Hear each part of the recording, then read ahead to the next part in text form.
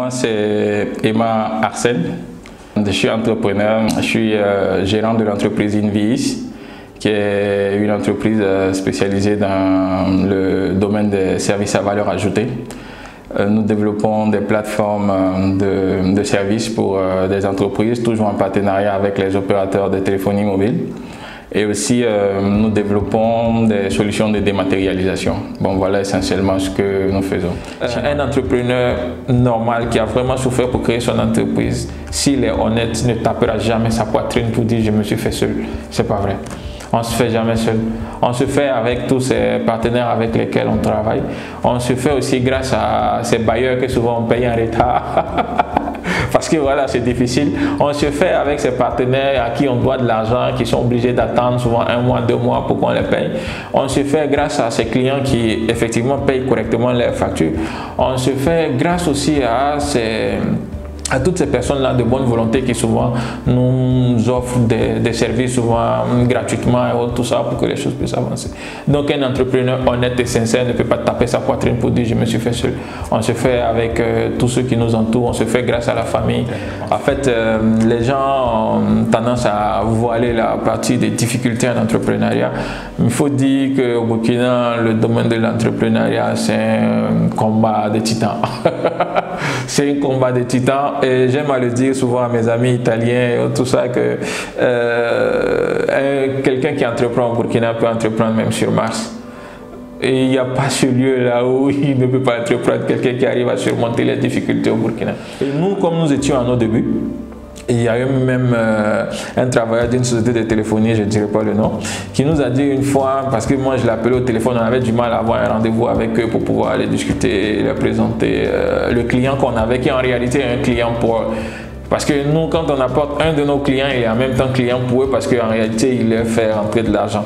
Donc on arrive, le gars, j'arrive à avoir le numéro de téléphone du gars que je ne connaissais pas avant. Donc je prends le risque de l'appeler. Je dis bonjour monsieur, en fait je vous appelais, c'était pour voir si on peut avoir un rendez-vous. On est une jeune entreprise dans le domaine de solutions à valeur ajoutée. On a une solution à déployer, on a un client, la solution est déjà développée. Maintenant on voulait discuter avec vous pour la phase de déploiement et tout ce qui s'ensuit.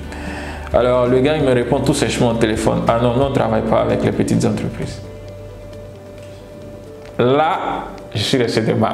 Je dis ok, je dis mais toute entreprise naît un jour, même là où vous bossez là, nous tous nous savons comment l'entreprise est née. Toute entreprise naît un jour, une petite entreprise pour devenir une grande entreprise. Bon, il m'a un peu snobé au téléphone et puis voilà, moi j'ai laissé passer, j'ai trouvé un autre contact, j'ai appelé. Heureusement là, il a été dans la même société, l'autre a été plus réceptif. Il nous a reçus pour le rendez-vous, on a discuté, finalement on a pu déployer la solution. Je pense qu'aujourd'hui, leurs services techniques peuvent témoigner que nous avons l'une des solutions quand même les plus stables sur leur plateforme. Ça c'était les premières difficultés. Dans une autre entreprise on est arrivé, on a déposé un dossier, on a fait des réunions, on a attendu 6 mois, pas de réponse. Bon, en fait on a été snobé au départ. Malheureusement au Burkina Faso, les petites entreprises, tant que vous n'avez pas de tonton ou d'appui, et quelque part c'est difficile. Mais on a réussi quand même à forcer les choses et à pouvoir avoir les rendez-vous et déployer les solutions comme on le pouvait. Le Burkina est rempli de solutions qui sont achetées à l'étranger avec des sociétés étrangères qui ne marchent pas. Et pourtant, on aurait pu faire développer ces solutions sur place au Burkina avec des entreprises qui allaient vous proposer des solutions qui marchent et qui allaient effectivement être à côté quand il y a des problèmes pour réagir. Mais souvent, il faut attendre que le gars depuis Abidjan ou Dakar ou je ne sais où intervienne. Et malheureusement, ça met du temps, c'est les clients qui en souffrent et tout ça. Ça, c'est les difficultés. Une autre des grosses difficultés, c'est qu'au Burkina Faso, des entreprises comme la nôtre qui font essentiellement recherche et développement ont du mal avec les impôts. Ça, malheureusement, il faut le dire. Nous avons besoin de temps. Une entreprise d'innovation, de recherche et développement peut souvent mettre 1 an pour finir de développer, de faire la recherche et de développer une solution. Et ça, même 1 an, c'est un délai assez court. Même voire plus, pour développer et mettre sur le marché une solution. Et cette solution-là, elle doit encore cravacher pour avoir des clients qui vont l'accepter, l'utiliser et peut-être avoir en ce moment-là des revenus. Mais bon, on a cette pression fiscale-là qui souvent n'est pas facile, qui fait qu'en réalité, nous sommes tous vus comme des commerçants. C'est comme si on vendait tous des chaussures. En fait, il n'y a pas de différence entre une entreprise qui fait recherche et développement et un vendeur de motos ou de chaussures. Voilà, les impôts nous voient de la même façon. Et malheureusement, je pense que sur ce côté-là, il y a quelque chose à refaire pour peut-être considérer les entreprises en fonction des activités que ces entreprises amènent. Le chiffre d'affaires de l'entreprise, nous sommes à quelques dizaines de millions de chiffre d'affaires de l'entreprise, quelques dizaines de millions. Ils mènent beaucoup d'activités. Comme actuellement, nous sommes en partenariat avec des amis qui sont un peu partout, américains, italiens, asiatiques, il y a un peu de tout dans la team. Et nous sommes en train de mettre en place en fait, l'une des premières startup studios en Afrique, pas spécialement pour le Burkina.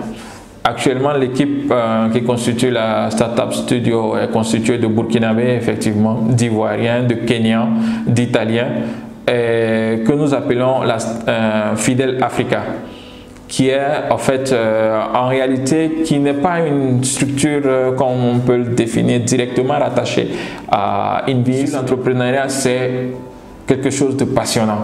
Parce que là, on voit l'impact, on voit la chose qu'on apporte, on voit ce qu'on apporte à la société. Moi, je dirais à tous mes frères qui veulent entreprendre, moi, je suis du genre, s'il y a un doute, essaie de te rassurer, essaie d'avoir cette conviction interne là avant de commencer. Parce que s'il y a un doute dès le départ, je doute que tu arrives à supporter les difficultés, à supporter tous les sacrifices que cela demande. On y va avec une certaine assurance, on y va déjà préparé mentalement, en se disant que ça ne va pas être facile, mais il faut que j'y arrive. Donc en réalité, l'entrepreneuriat, c'est tout ça. Il faut prendre conscience de ce fait-là, de cette responsabilité sociale et se dire que je veux y aller. S'il y a un doute, prends le temps de bien réfléchir, essaie de dissiper ce doute-là avant de te lancer.